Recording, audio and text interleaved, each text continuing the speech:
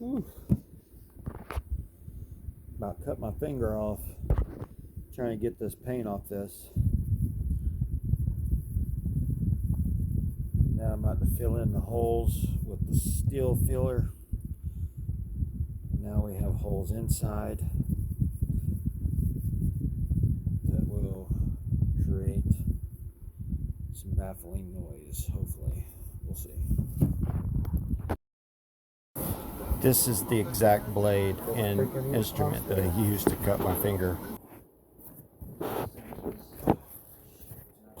I just tape it without having to get stitches. I do not want to get stitches. They have to stick a needle into the wound to numb it up, but I'm pretty sure I can tape that up.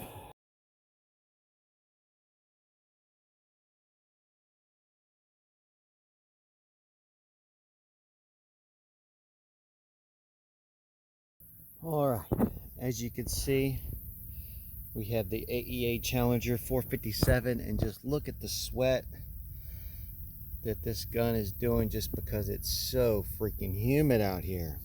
My goodness. Whoa.